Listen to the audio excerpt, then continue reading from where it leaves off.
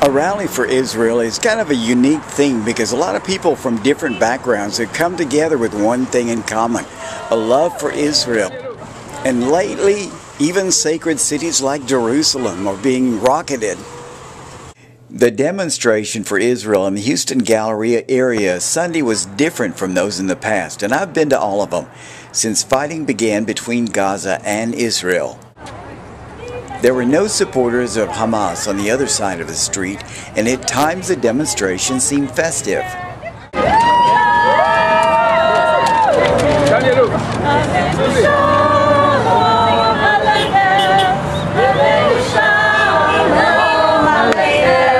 But the supporters of Israel were serious about drawing attention to what's happening in Israel, because many there last Sunday had family members facing the rockets. There was also frustration because when Israel decided to try and end the rocketing of Israeli civilians by Hamas through military action, they were condemned by many in the media and in Europe. It's not unusual for the world to condemn Israel for defending itself, but it seems Europe and the media may be becoming more antagonistic towards Israel. In one recent news story, the Egyptian president was shown kissing the forehead of a young Palestinian boy claimed to have been killed by Israelis. It was shown throughout the world and was later discovered the child was not killed by Israelis, but more likely by a Hamas rocket that missed its mark. There was a familiar face at the rally, Asaf. He'd been an organizer of the earlier 2008-2009 rallies and had gone back to his native Israel, but was visiting the United States when the fighting began.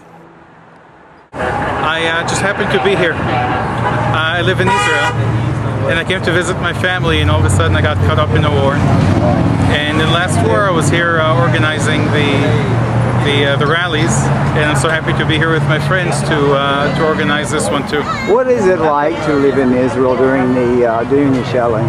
I mean, the rockets and everything. It's people don't like to say we get used to it.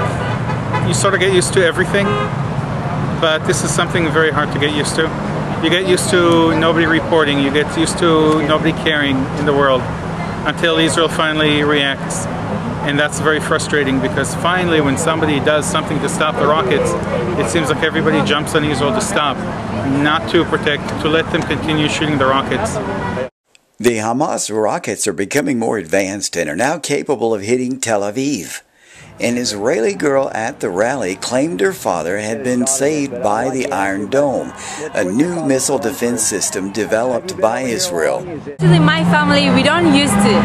We didn't get used to this because in the center, the rockets usually don't arrive until us. But now I just this morning spoke with my family, and suddenly I heard the alarm.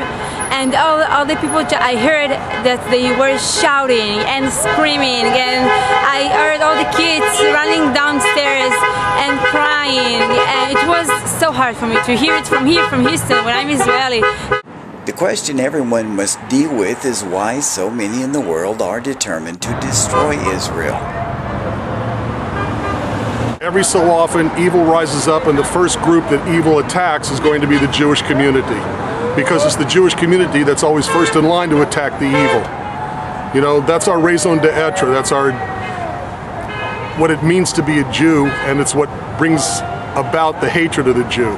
The fighting will continue, and the Israelis have no option but to continue the fight, or they will no longer exist.